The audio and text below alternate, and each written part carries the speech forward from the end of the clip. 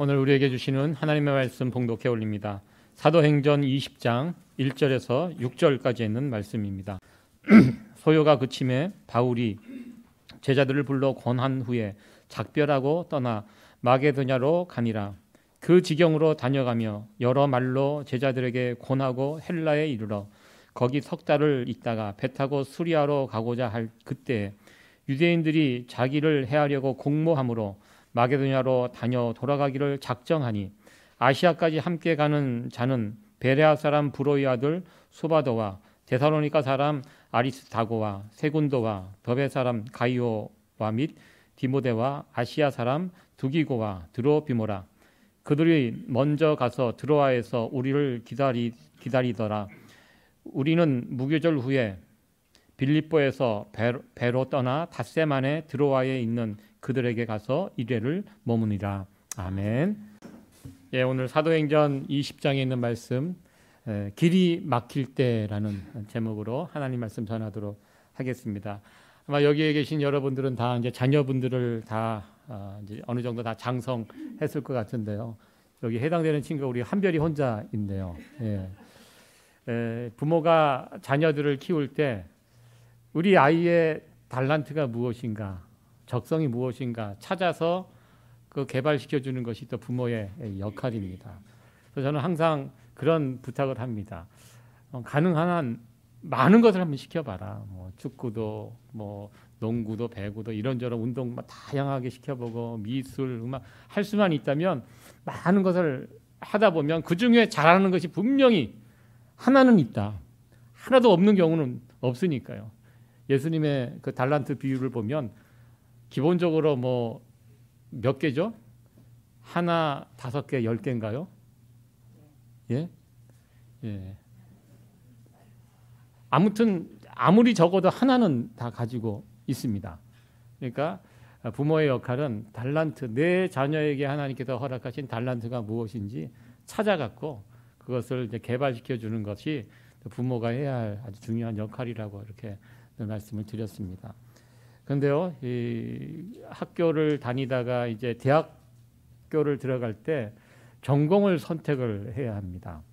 근데 그것도 참 어렵더라고요. 전공을 선택하는 거. 왜냐하면 이 전공에 따라서 내 앞으로 내 직장이 연결이 되기 때문에 평생 그걸로 이제 연결이 될 수가 있다고 생각하잖아요. 그래서 자녀의 전공을 선택할 때 참 쉽지 않습니다. 그리고 많은 학생들이, 자녀들이 중간에 또 전공을 바꿔요. 해보니까 또 안 맞거든요. 그거 처음부터 이렇게 해갖고 맞는 사람 찾기가 쉽지 않습니다. 많은 학생들이 맞지 않지만 그냥 하는 친구들도 있고요. 좀 용기 있는 친구들은 중간에 또 전공을 바꿉니다. 그러니까 바꾸기 때문에 또 4년 만에 대학을 졸업하지 못하는 경우가 또 일어납니다. 제가 아는 우리 목사님 자녀도 한참 이 약대가 유행을 했죠. 이 약대 나와서 약국에 취직하면 미래가 보장된다. 그런 이야기를 듣고 열심히 약대 공부를 했는데 졸업할 때쯤 보니까 이 상황이 안 좋은 거예요. 이 약대가 은퇴가 없습니다. 거기 나오신 분들 파머시가 은퇴가 없어요. 그러니까 그 미국 전역에 얼마나 약국이 많아요. 그러나 이 사람들이 은퇴를 안 하고 계속 있으니까 새로운 졸업해갖고 들어가는 학생들이 이게 자리가 없는 거예요.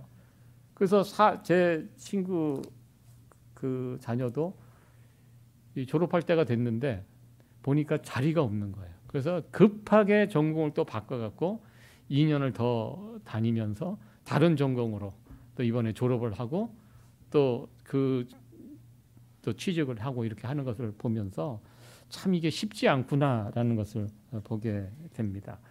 특별히 우리 이민자로 살아가는 우리들은 여러분들 대학교 다니실 때 전공했던 거, 그 전공한 대로 지금 여러분들 직장 다니고 계십니까?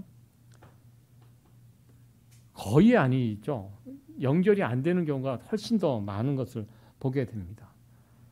그러니까 제 동생이요, 막내 동생, 저희 아들 삼형제인데요.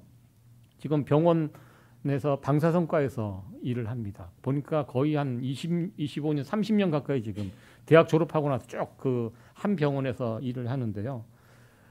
제 동생이 원래 계획했던 꿈은 철도 공무원이 되는 거였습니다.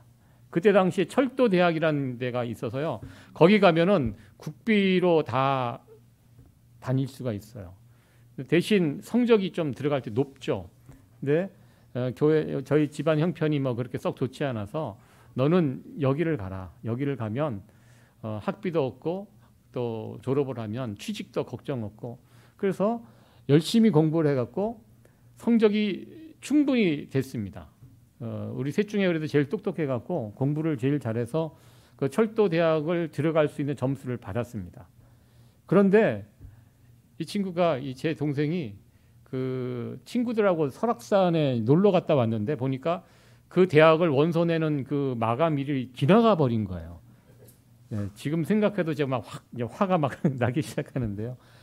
어처구니 없는 일이 생긴 거죠. 그때 당시 저도 꼼꼼하게 챙겨보지 못한 실수를 했는데요. 일반적으로 대학이 이제 같은 기간이 있는 줄 알았는데 이 철도대학 같은 대학은 좀 더 앞에 이제 원서를 이렇게 좀 받았습니다. 마감일이 좀 땡겨져 있었어요.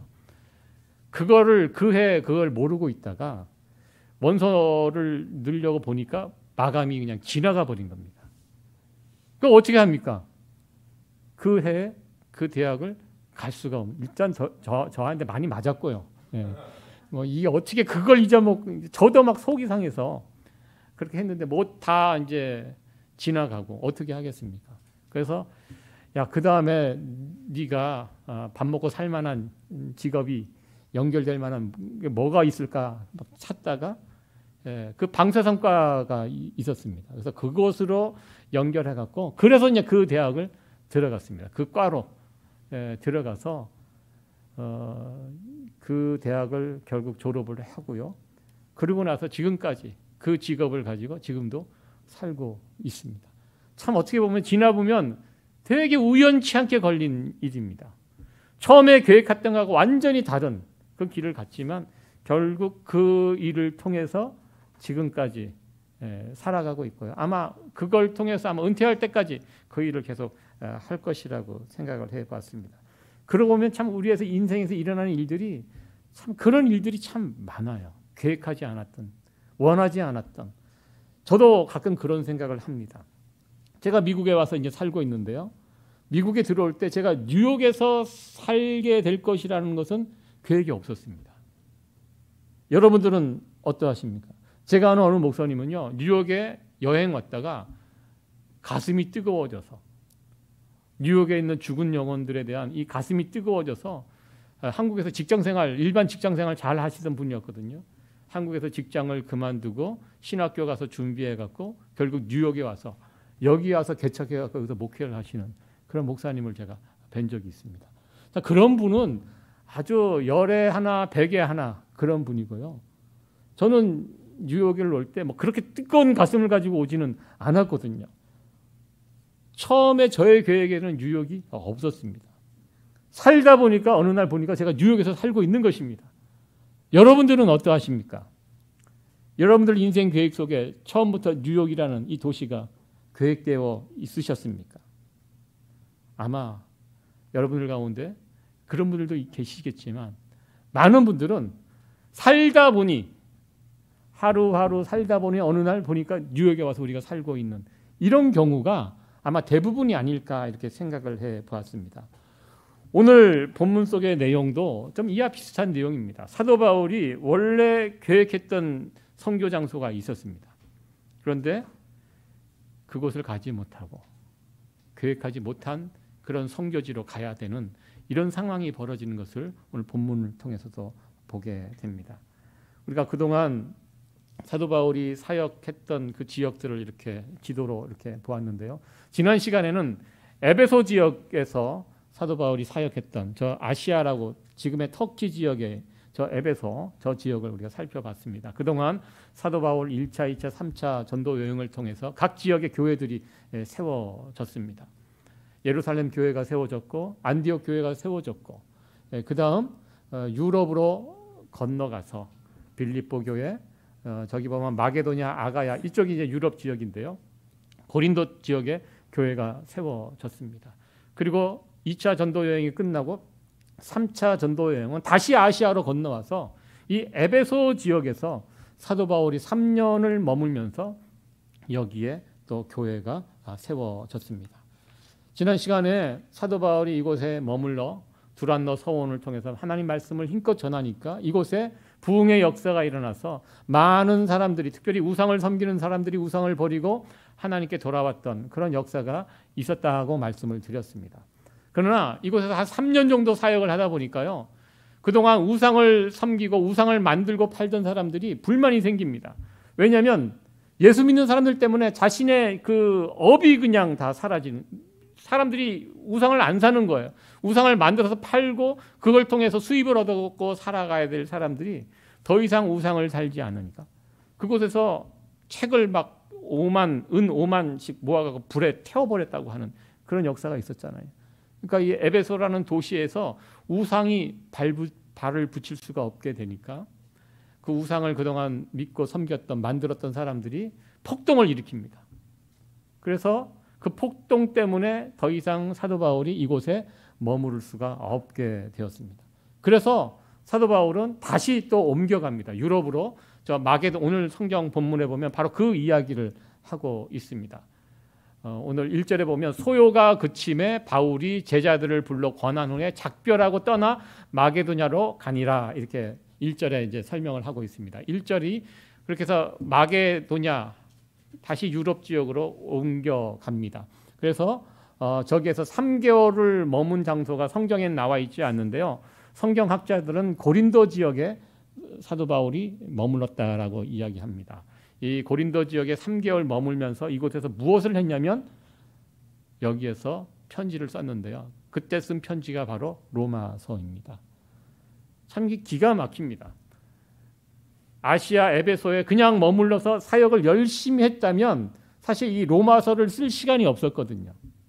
근데 사역을 잠깐 멈추고 피해서 마게도냐를 건너가서 다음 이제 사역지를 어디로 지금 염두에 두고 있냐면 수리아, 저 예루살렘 위에 오늘 성경에 보면 수리아로 이제 가기로 준비하고 있었습니다. 한 3개월 정도 준비하는 동안, 그 남아 있는 3개월 동안 고린도에서 쉬면서 사도 바울이 무엇을 했냐면 이 로마서를 쓴 것입니다.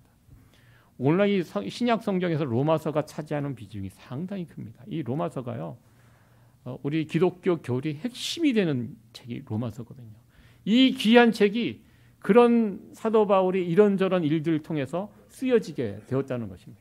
그래서 이 고린도 지역에서 3개월 정도 머물다가 이제 수리아, 저 안디옥 수리아, 그리고 예루살렘 지역으로 이제 들어갈 계획을 가지고 수리아로 가려면 저 아가야라는 지역, 고린도 지역에서 수리아로 가기 위해서는 가장 빠른 길은 배를 타고 가는 길입니다. 배를 타고 쑥 들어가면 되는데요. 그래서 아마 배편도 준비하고 다 계획을 했던 것 같습니다. 그런데 이 계획이 또 틀어지게 됩니다. 왜냐하면 배를 타고 가는 도중에 이 사도 바울을 그냥 두면 안 되겠다라는 유대인들 무리가 항상 있었습니다. 암살 계획을 세웁니다.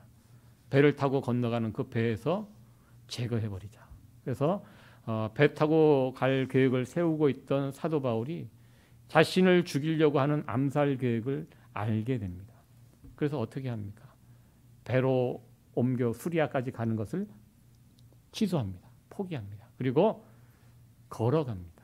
어떻게 걸어갑니까? 저 육로를 통해서 저 아가야, 데살로니가, 빌립보 저 위쪽 지역으로 이렇게 걸어서, 배 타고 가는 것을 포기하고 걸어서 이렇게 수리아까지 가겠다. 그때 갈 때 사도 바울 혼자 가면 위험하니까 함께 동력하면서 같이 이제 오늘 제가 읽었던 이 여러 사람들의 이름이 쭉 나옵니다. 사도 바울을 지키면서 또 이 선교 사역에 동참하는 사람들의 이름이 쭉 나오는, 이것이 오늘 제가 읽어드렸던 사도행전 20장 1절에서 6절까지 전체의 내용입니다. 이 내용을 통해서 크게 두 가지를 살펴보기를 원합니다. 첫 번째 내용은요, 우리가 사도행전을 이렇게 읽다 보면 여러 선교사님들의 이름이 나옵니다. 사도 바울도 나오고요, 바나바도 나오고, 디모데도 나오고, 실라도 나오고, 또 앞에는 또 베드로도 나옵니다. 이런 선교사님들이 주도적으로, 이렇게 사도행전의 뜻이 무엇입니까? 사도들의, 그러니까 영어로는 액트라고 되어 있죠. 열심히 사역을 전하는 그런 모습들, 이런 것을 모아서 낸 책이 사도행전입니다. 그러니까 사도들이 주인공처럼 보이지만 그러나 자세히 사도행전을 읽다 보면요. 진짜 주인공이 따로 있다는 것을 알게 되는데요. 그것은 바로 성령 하나님이십니다. 성령님. 그래서 사도행전을 가리켜 성령행전이라고 이렇게 또 불리기도 합니다. 왜냐하면 실질적인 주인공은 성령님이라는 사실을 사도행전을 통해서 우리는 확인하게 됩니다. 사람들이 계획하고 움직이는 것처럼 보이지만 배후에서 움직이시면서 이 모든 일들을 끌고 가시고 이루어 가시는 분이 성령님이십니다. 이것이 보인다는 것입니다.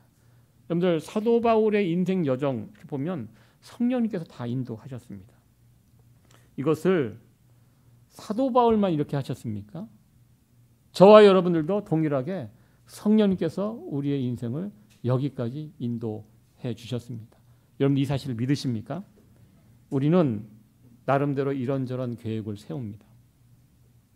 여러분들 세우신 계획들 다 이루면서 사셨습니까? 아마 아닐 것입니다. 돌아보면 어떤 길은 막히고 어떤 길은 틀어지고 처음 계획한 대로 되어지지 않습니다. 그런 일들이 얼마나 많습니까? 그런데요, 이 모든 일들이 지나간 다음에 돌아보면요, 성령께서 그 길을 막으시고 생각지도 않았던 길들을 열어주시고 이런 것들을 우리가 또 보게 된다는 것입니다. 사도 바울의 사역했던 그 모습들을 보시기 바랍니다. 처음에 사도 바울이 아시아로 계속 인도 가기를 원했습니다. 아시아 쪽으로 선교하기를 원했습니다. 그게 계획이었습니다.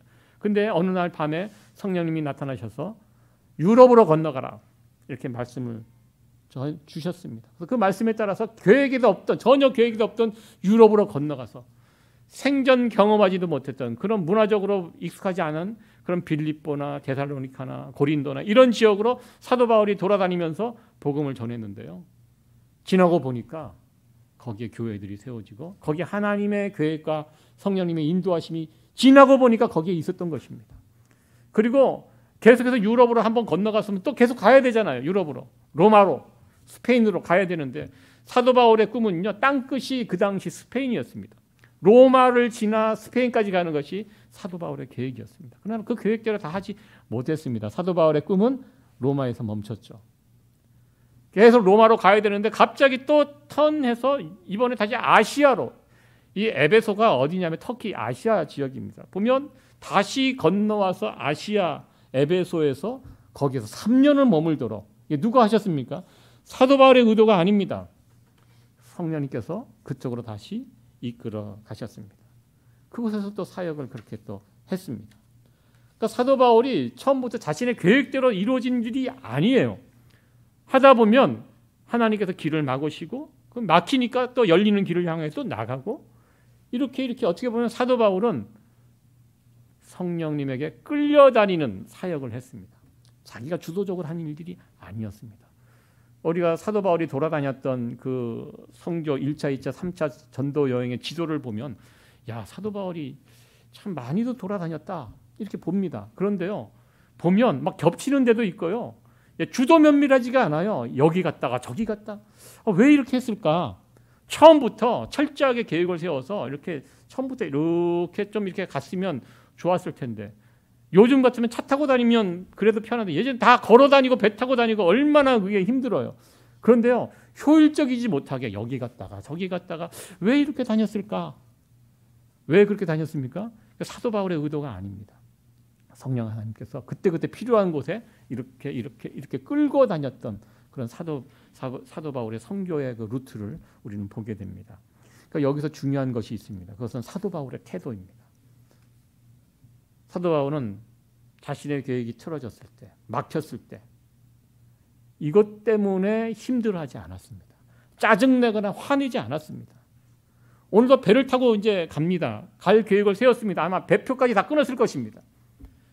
그런데 갑자기 이 일이 틀어집니다. 얼마나 짜증나는 상황입니까? 지금 배 타고 지금 가면 되는데 배 타고 가면 편안하잖아요. 그래도 가만히 있으면 가니까. 근데 갑자기 하나님께서 그것도 못 막아주시고 이렇게 하지 않았습니다. 성경을 보면 담담하게 그냥 넘어갑니다. 배 타고 가는 것이 막혔어요. 사람들이 와서 지금 당신을 죽이려고 배에 자객들이 있습니다. 그 타면 안 됩니다. 그러니까 사도 바울이 뭐라고 반응합니까? 그래? 그러면 걸어가지 뭐. 배 타는 게 막혔으면 다른 길로 돌아가지 뭐. 예, 아주 너무 편하게 쉽게 이렇게 결정합니다. 이 걸어가는 게 쉬운 길이 아니거든요. 걸어가면서 얼마나 많은 일들을 또 강도의 위협도 있고요. 살인의 위협도 있고 뭐 이런 위협들이 얼마나 많이 있습니까? 그러나 그것을 담담하게 받아들입니다. 사도 바울이 왜 이렇게 담담하게 이런 태도를 보일 수 있었습니까? 사도 바울이 이렇게 반응할 수 있었던 이유가 무엇이냐면 자신의 인생을, 자신의 사역을 끌고 가는 것이 내가 아니라 하나님이라는 사실을 사도 바울은 굳게 믿었기 때문입니다. 그동안 사역의 결과, 사역의 모습을 돌아보면 내가 사역하는 것 같지만 결국 성령 하나님께서 나를 끌고 지금 다니고 계시는구나. 사도 바울은 이것을 봤습니다. 지금 이것이 막혔어? 그러면 열린 쪽으로 가면 아마 분명히 여기에 하나님이 계획하심이 있을 것이다. 배편이 막히고 육로가 열리면서요. 이 육로로 걸어가면서 성경 사도행전을 보면 또 거기에 일들이 있습니다. 하나님이 계획하신 일들이 거기에 있었습니다. 그러니까 사도 바울은 이걸 벌써 보고 있는 거예요. 왜? 지금까지 사역을 보니까요. 이것이 틀어지고 막히고 이것이 속상할 일이 아니라는 것입니다. 이걸 통해서 또 하나님께서 계획하신 이런 일들이 이루어 가셨던 것을 사도 바울이 그동안 체험했기 때문에 이제 편안하게 배를 타고 건너가는 이 길이 막혔으면 그래, 그러면 육로를 통해서 우리가 가보자. 아마 이 일을 통해서도 하나님이 계획하신 무엇인가가 있을 것이다. 우리를 기다리고 있는 일들이 있을 것이다. 이런 기대감을 가지고 다시 이렇게 턴하는 사도 바울의 모습을 보게 됩니다. 사도 바울은요, 언제나 자신의 계획보다 하나님의 계획을 우선으로 두었습니다. 여러분들, 내 플랜이 중요합니까? 하나님의 플랜이 중요합니까? 예, 하나님의 플랜이 더 중요하고 더 높은 수준입니다. 요즘 젊은 사람들을 가리켜 MZ세대라고 이렇게 말합니다. 여러분들 자녀들이 이제 MZ세대인데요. 여러분들 이렇게 자녀들하고 이렇게 지내면서 막 답답하고 막 속이 상하고 그런 적 없으세요? 예, 왜 그러냐면 자녀들이 다 MZ세대이기 때문에 그렇습니다. 막 보면 막 화딱지가 나죠. 예, 요즘 젊은이들이 다릅니다. 예, 기존에 있는 우리 세대하고도 완전히 다르고요. 요즘 젊은 사람들이요, 직장 생활을 할 때 많은 갈등을 경험한다고 합니다. 그래서 직장 생활을 이렇게 적응하지 못하고 뛰쳐나오는 이런 이야기들을 제가 주변에서 참 많이 들어요. 왜냐하면 우리 저 목사님 자녀들 얼마나 착하고 좋아요. 근데 이 친구들도 직장 생활을 하는데 쉽지 않더라고요. 그러니까 하다가 뜻이 안 맞으면 그냥 과감하게 접고, 그냥 요즘 취직하기가 얼마나 어려운데, 근데 그냥 이렇게 접고 이렇게 나오는, 내가 생각하는 직장의 현실과 너무 차이가 난다는 것입니다. 내가 여기를 나와 잘 맞지 않은데 여기를 계속 다녀야 할지 아니면 참고 다녀야 할지. 여러분들 같으면 어떻게 하시겠습니까? 내가 직장에 딱 들어갔는데 나와 너무 안 맞아요. 그럼 여러분 어떻게 하시겠습니까? 그냥 뛰쳐나오시겠습니까? 아니면 참고 다니겠습니까? 참고 다닌다. 예, 참고 다닌다 훨씬 많은 것 같은데요. 예. 여러분들 그러면 제가 다시 한번 물어보겠습니다. 여러분들 직장생활 이제 하셨을 텐데요. 하시고 계신 여러분 마음에 맞는 직장이 있으십니까? 예, 여러분들 마음에 맞는 직장이 어디에 있겠습니까? 예. 직장 생활이라는 것은 그런 것 같습니다. 내 꿈을 펼쳐가는 것이 직장 생활이 아닙니다. 누구의 꿈이 펼쳐지는 것이 직장입니까? 내 꿈입니까? 아니죠. 회사의 꿈, 그 직장의 사장님의 꿈이 펼쳐지는 것이 직장입니다. 내 꿈을 직장에 들어가서 펼쳐 보인다. 이게 어떻게 보면 굉장히 뜬구름 잡는 얘기 같은데요. 이거 대단히 잘못된 생각이라는 것입니다. 직장은요, 내 꿈을 펼쳐지는 것이 아니라 직장, 그 회사의 꿈, 가깝게는 사장님의 꿈이 펼쳐지는 것이 저는 직장이라고 생각합니다. 그러니까 어떻게 해야 합니까? 딱 들어갔을 때 내 꿈과 사장님의 꿈이 부딪혀요. 그럼 어떻게 해야 돼요? 뛰쳐나옵니까? 사장님을 설득합니까? 아니죠. 내 꿈을 접어야죠. 그게 직장 생활이라고 저는 생각합니다. 예. 들어갔으면 예, 회사의 꿈, 사장님의 꿈에 내 꿈을 딱 비교해 보니까 아니에요. 그럼 얼른 접어야죠. 예, 얼른 꺾고 회사의 꿈과 사장님의 꿈에 맞춰가는 거. 예, 그게 저는 맞다고 생각합니다. 사도 바울은 이것을 알았다는 것입니다. 사도 바울이요, 이 선교를 하면서 나름대로 선교의 전문가 아닙니까? 사도 바울만큼 선교를 잘하는 사람이 어디에 있겠습니까? 자신의 생각과 자신의 계획이 다 있습니다. 그런데요, 사역을 하다가 하나님의 계획을 만나면 자기의 계획을 확 접어버립니다. 확 뒤집어버립니다. 예, 참 사도 바울은 이런 면에서 굉장히 유연한 사람이었습니다.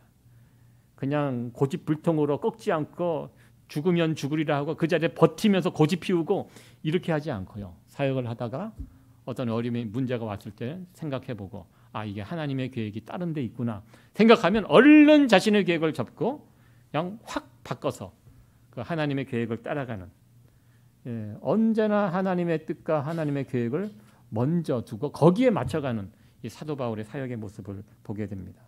내 계획 위에 하나님의 계획이 있습니다. 여러분 이 사실을 믿으십니까? 예. 우리 삶 가운데 성령님의 인도하심이 있습니다. 여러분들 신앙이 성숙되어 간다는 것이 여러 가지 의미가 있는데 그 가운데 하나가 바로 이것입니다. 신앙이 성숙되어져 가면요, 주도적인 사람에서요 끌려다니는 사람으로 바뀝니다. 과거에는 내가 뭐든지 할 수 있을 것 같습니다. 내가 내 힘으로 막 끌고 심지어 성령님도 막 끌고 다니려고 합니다. 그런데 신앙이 성숙되지면 어떻게 합니까? 성령님에게 끌려다니는 인생이 됩니다. 주변 사람들에게 끌려다니는 인생이 됩니다. 이게 신앙이 성숙한 사람입니다. 자기의 생각을 접고 바꾸고 뒤집고, 여러분들 이렇게 뒤집는 거 이거 불편하지 마시고 아니면 확 뒤집는 거 이게 굉장히 유연한 사람입니다. 아니면 아닌 거죠. 그럼 빨리빨리 바꿔주는 게 그게 맞습니다. 사도 바울의 사역의 모습을 보고 이런 모습이 있었다는 것입니다. 성령님의 인도하심에 따라 그때그때, 예, 하루하루 순간순간 성령님의 인도하심에 따라 끌려다녔던 인생을 살았던 사람이 사도 바울입니다. 그러니까 저와 여러분들의 남은 인생이 그랬으면 좋겠습니다. 우리의 인생을 이끌고 가시는 분이 누구십니까? 성령 하나님이십니다. 성령 하나님 예민하게 반응하시고요, 그 성령 하나님이 이끄시는 대로 편하게 끌려다닐 수 있는 그런 성도 여러분들 되어지기를 간절히 축원합니다. 오늘 본문 말씀을 통해서 살펴볼 수 있는 두 번째 주제는요, 사도 바울과 함께 선교 여행을 따라갔던 사람들의 이름, 함께 했던 사람들에 관한 이야기입니다. 그러니까 사도 바울은 보면요, 선교를 할 때, 사역을 할 때 결코 혼자 하지 않았습니다. 혼자 하는 게 편할 때도 있습니다. 요즘 전 세계적인 추세가 1인 가구 점점 늘어나고 있지요. 젊은 사람들이 결혼을 하지 않습니다. 여러 가지 이유도 있지만 혼자 사는 게 편하기 때문입니다. 어떻게 보면 혼자 사는 게 편할 수도 있을 것 같아요. 그렇죠? 집에 이렇게 혼자 이렇게 있으면 내 마음대로 이렇게 뭐 밥 먹을 때 먹고 자고 싶을 때 자고. 저도 가끔 이렇게 집에 혼자 남을 때가 있는데요. 참 좋은 시간이에요. 혼자 있는 시간이. 참 행복한 시간입니다. 근데요, 미국도 맨하탄 같은 데 보면 거의 50%가 육박합니다. 1인 가구가. 한국도 5년 뒤에는 3분의 1이 1인 가구가 된다고 합니다. 이게 전 세계적인 추세예요.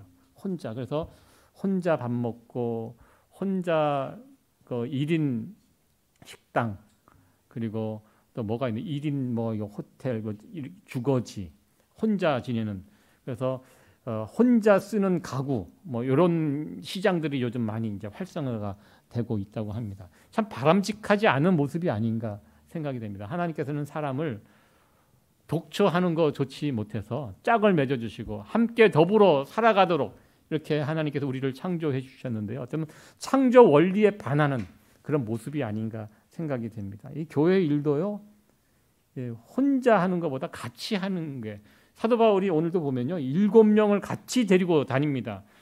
수리아까지 갈 가장 큰 목적이 예루살렘 교회가 지금 가뭄이 들어서 어려움을 겪고 있거든요. 그래서 각 교회에서 선교 헌금을 걷어서 그걸 전해주기 위해서 지금 가려고 합니다. 그럴 때 두세 명 데리고 가면 되는데요. 지금 7, 8명이 지금 우우하고 움직입니다.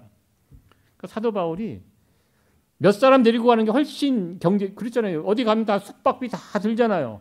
이 돈 다 나가는 일이잖아요. 그럼에도 불구하고 7, 8명 데리고 갑니다.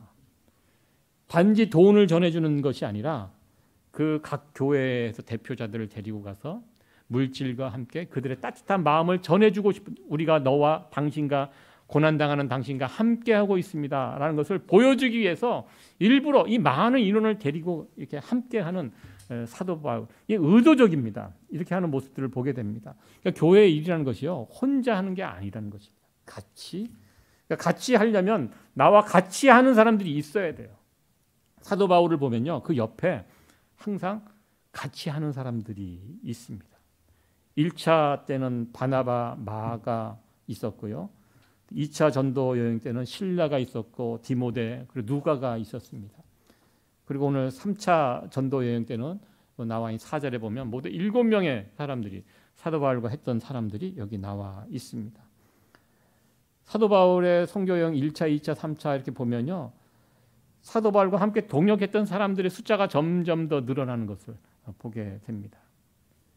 사역이 진행될수록, 시간이 가고 세월이 갈수록 함께 동역하는 사람들이 점점 더 늘어나는 이런 모습, 우리의 모습을 한번 비교해 봤으면 좋겠습니다. 여러분들은 어떠하십니까? 시간이 갈수록 나와 함께하는 사람들이, 내 옆에 사람들이 점점 늘어나고 있는가? 아니면 점점 줄어들고 있는가? 세상은 그렇게 이야기합니다. 나이를 먹을수록 친구를 이제 적게 사귀라고, 집중해서 사귀라고. 이 사람도 저 사람도 하지 말고, 이제 우리가 체력도 안 되고 시간도 안 되고 여력도 안 되니까 이제 숫자를 자꾸 줄여가잖아요. 근데 사람은 아닌 것 같습니다. 사도 바울은요, 시간이 갈수록 옆에 같이 하는 사람들이 점점 늘어났다는 것을 보게 됩니다. 그러니까 사도 바울 곁에는 사람들이 있었습니다. 여러분들은 어떠하십니까? 여러분 곁에 사람이 있으십니까? 내 옆에 누군가 사람이 있기 위해서는 먼저 무엇을 해야 되냐면 내 곁을 내어주셔야 합니다. 내 옆에 누군가 있으려면 내 옆에 와서 편히 쉴 수 있는, 숨 쉴 수 있는 공간을 여러분들이 만들어 주셔야 합니다. 그래야지 옆에 사람들이 올 수가 있습니다. 저는 이게 설교를 준비하면서 우리 세이비어 교회 한 분 한 분을 이렇게 생각해 봤는데요. 여러분들 옆에는 그래서 다 이 사람들이 올 수 있는 공간들이 다 있더라고요. 그러니까 여러분들 정말 그동안 잘 사셨다고 저는 생각을 합니다. 제가 예전에 사역했던 그 교회 사람들이 너무 많아요. 많은데요. 그 1월 달이 되면 그 골프 좋아하시는 어르신들이 저 따뜻한 남쪽에 내려가서 그 한 일주일씩 골프 여행을 이렇게 가세요. 은퇴하신 분들이죠. 한겨울에, 겨울에는 거긴 다 눈이 와서 얼었으니까 못 나가니까 저 밑에 플로리다 근처에 이제 호텔을 잡아갖고, 겨울은 또 그쪽에 어디 뭐 패키지라서 싼 상품이 있나 봐요. 그래서 운전해서 내려가서 거기서 본인들이 교제하고 운동하고 일주일 동안, 뭐 월요일 날 내려갔다 막 금요일 날 올라오시고, 그렇게 이제 매년 내려가시는데요. 그때가 되면 항상 저희들이 긴장을 합니다. 왜냐하면 차를 타고 내려갈 때 짝을 맞춰서 가거든요. 4명, 한 차에 4명 가잖아요. 4명씩, 2차가 갈 때도 있고 3차가 갈 때도 있고 꼭 짝을 맞추는데, 그 짝을 맞추는데 인원에서 탈락하신 분들이 있어요. 여러분들 골프 치시는 분들은 아시겠지만 4시간, 5시간 같이 운동을 하면 나와 잘 맞는 사람, 편한 사람, 성격이 모가 난 사람이 아닌 좀 이렇게 둥글둥글하고 잘 지내는 사람들끼리 가거든요. 근데 거기에 끼지 못하는 분들이 있어요. 이 곁에 사람 두기를 힘들어하는 분들이 있거든요.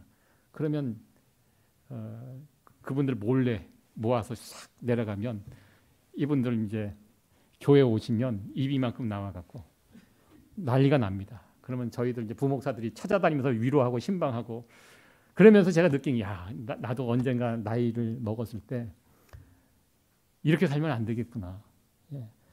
누구나도 이렇게 초대를 받고 함께 하려고 하고 이런 사람이 돼야지 갑자기 연락이 끊기고, 예. 내가 가면 사람들이 사라지고, 이거는 참 우리가 잘못하는 거다. 그래서 제가 이렇게 다니면서 그런 경험을 해봤습니다. 우리 세이비어 교회 성도들 가운데는 그런 분들이 한 분도 없어서 너무 다행입니다. 다들 이렇게 옆에 자기 옆에 자리를 이렇게 공간을 내어 주셔서 아무 때나 오시면 같이 이렇게 함께 하고, 안 보면 또 보고 싶고. 여러분들 그러시죠? 안 그러세요? 제가 모르는 또 뭔가가 있습니까? 예, 제가 보기에는 다 우리 교회 성도님들 한 분 한 분은 잘 사신 것 같아요. 다 옆에 이렇게 누군가 빈 공간을 내어 주셔서 누구라도 이렇게 가까이 할 수 있는, 예, 그게 잘 사시는 것입니다. 예, 사도 바울은 그렇게 살았습니다. 보십시오. 사도 바울이 복음만 전한 사람이 아니었어요. 한 사람의 신앙인으로서 참 성숙되어가는 사도 바울의 모습을 보게 됩니다. 초창기는 굉장히 불같은 사람이었어요. 막 싸우기도 했어요. 사람과 틀어지기도 했어요. 그러나 시간이 갈수록 이런 부분들이 다 해소되고 정리가 되고, 그리고 시간이 갈수록 함께하는 사람들이 점점점 많아져가는 이런 귀한 모습들을 보게 되는데요. 이런 귀한 모습이 우리들의 모습이 되었으면 참 좋겠습니다. 여러분들 시간이 갈수록 내 옆에 나와 함께하는, 내 곁에 있는 사람들이 점점 많아져가는 그런 귀한 은혜와 축복을 누릴 수 있는 우리 세이비어 교회 성도들 되어지기를 간절히 축원합니다. 교회 일은 결코 혼자 할 수 없습니다. 그래서 하나님께서 교회를 세워주시고 귀한 동역자들을 우리 가운데 이렇게 함께 모여서 지내도록 하셨습니다. 내 옆에 있는 한 분 한 분 나와 함께하는 귀한 동역자들입니다. 이 귀한 동역자를 주신 하나님께 감사하면서요, 함께 더불어 주님의 일을 섬기면서 주님의 교회를 아름답게 세워가는 우리 세이비어 교회 성도 여러분들 되어지기를 간절히 축원합니다.